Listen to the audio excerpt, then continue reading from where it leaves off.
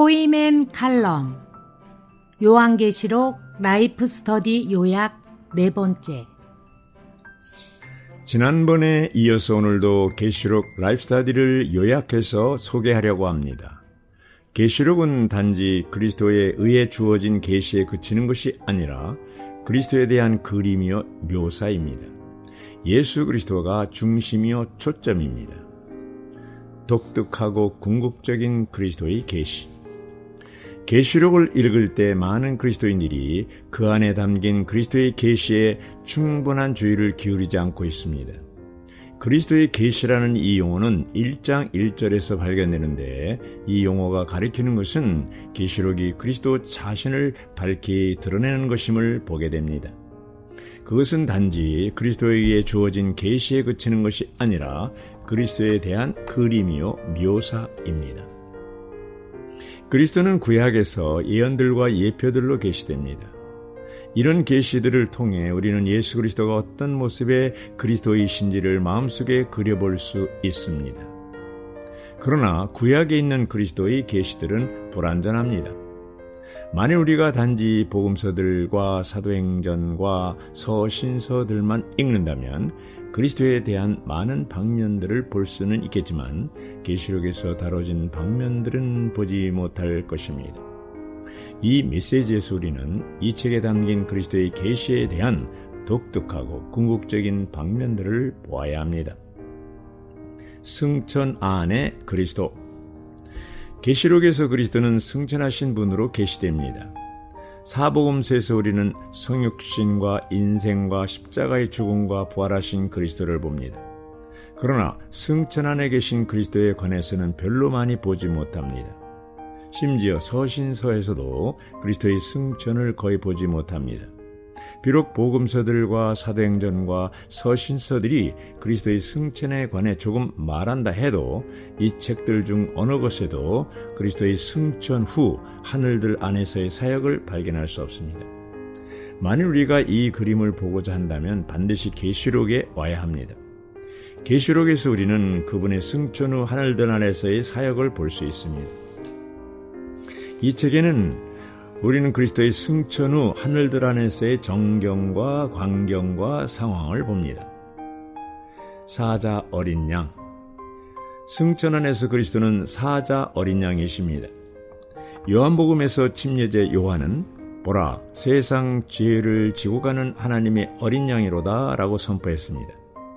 그러나 그리스도의 승천 후 하늘들 안의 광경에서 그리스도는 주로 어린 양이 아닌 사자로서 계시됩니다. 창세기 49장 8절과 9절은 유다지파의 사자이신 그리스도에 관한 예언이 있으며 계시록 5장에서 그 성취를 봅니다. 유다지파의 사자 곧 다윗의 뿌리인 그리스도가 이겼으므로 하나님의 경륜의 인들을 개봉하시기에 자격이 있으십니다. 요한이 장로들 중 하나의 선포를 들은 후에 그는 보좌와 내 생물과 장로들 사이에서 갓 죽임을 당한 것 같은 어린 양이 서 계심을 보았습니다. 왜 그리스도는 사자인 동시에 어린 양이십니까? 왜냐하면 우리가 죄와 사탄이라는 두 가지 주된 문제를 갖고 있기 때문입니다. 대부분의 그리스도인들은 죄 문제만 보고 사탄 문제는 잊고 있습니다. 어린 양이신 그리스도는 구속을 성취하심으로 우리의 죄들을 해결하셨습니다. 사자이신 그리스도는 사탄을 처리하셨습니다. 이제 죄는 없어졌고 사탄은 끝났습니다. 자격 있는 분, 우리의 구주는 사자이며 어린 양이십니다. 우리에게는 사자 어린 양이신 구주가 있습니다. 이분이 두루마리 책을 펴시기에 자격이 있으십니다. 그분 외에는 우주 안에서 누구도 하나님의 경륜에 은밀한 것, 즉 비밀을 열 자격이 없습니다. 그러나 사자 어린 양은 구속을 이루셨고 사탄에 대해 승리하셨기 때문에 자격이 있습니다. 그리스도는 찬양과 경배를 받으시기에 합당하십니다. 하나님의 경륜의 비밀을 여시기에 합당하십니다. 그리스도는 우리의 찬양을 받으시기에 합당하십니다. 계시록 5장에 따라 우리는 그리스도가 하나님의 경륜의 비밀을 여시기에 자격이 있으시다는 것을 반드시 깨달아야 됩니다. 계시록 5장 5절은 그 사자가 두루마리 책과 그 7인들을 여시기에 합당하다고 말합니다. 두루마리책은 감겨져 있기 때문에 그것이 얼마나 긴가를 결정하기 어렵습니다. 계시록 5장에 있는 두루마리책은 영원토록 깁니다. 그리스도는 하나님의 비밀에 대한 두루마리책을 여시기에 합당하십니다. 천사들과 다른 모든 피조물들에게 경배를 받으심.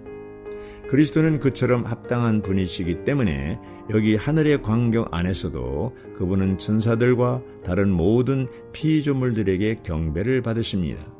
천사들은 24 장로들에 의해 대표되고 다른 모든 피조물들은 4 생물들에 의해 대표됩니다. 우리는 24 장로들 곧 모든 천사들이 찬양하고 있으며 4 생물들 곧 다른 모든 피조물들이 찬양하고 있음을 봅니다.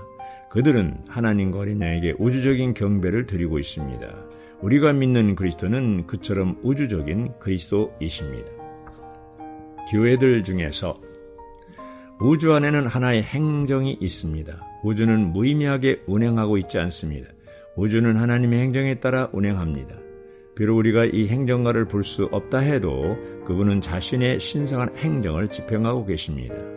그리스도는 사자 어린 양일 뿐만 아니라 또한 우주를 통치하고 계시는 행정가이십니다.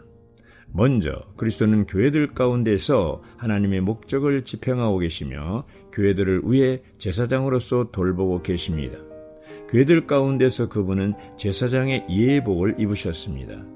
더욱이 그분은 가슴에 금띠를 두르셨고 그분이 허리가 아닌 가슴에 띠를 두르신 것은 그분의 모든 역사가 성취되었고 지금은 그분이 교회들을 사랑스럽게 돌보고 계신다는 것을 가리킵니다. 오늘날 그리스도는 더 이상 일하지 않으십니다. 그러나 그분은 우리를 돌보고 계십니다. 그분은 오늘날 교회들을 사랑으로 돌보시는 대제사장이십니다.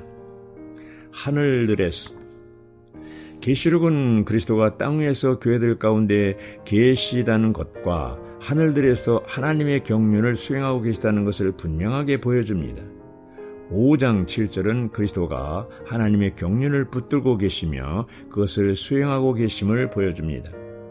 그리스도가 하늘들 안에서 땅에 대한 하나님의 심판을 수행하고 계시는 동안에 그분은 하나님의 백성들을 돌보고 계십니다.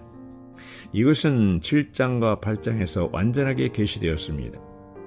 하나님에게는 이스라엘 백성들과 구속된 성도들이 있습니다. 그리스도는 하나님의 행정 안에서 선택한 이스라엘과 구속된 교회를 돌보실 것입니다. 할렐루야! 우리 모두는 그분의 행정에서 그리스도의 돌보심 아래 있습니다. 나는 그리스도께서 오늘날 이스라엘 국가를 돌보고 계시다고 굳게 믿고 있습니다. 다른 나라들이 어떻게 이스라엘을 공격해도 소용없습니다. 왜냐하면 이스라엘 국가는 그리스도의 우주적 행정의 보호 아래 있기 때문입니다. 또한 그리스도는 교회를 돌보고 계심을 믿습니다. 우리 모두는 그리스도를 행정가로서 하늘들 안에서 하나님의 경륜을 수행하고 계시는 분으로서 그분을 경배해야 합니다. 아멘.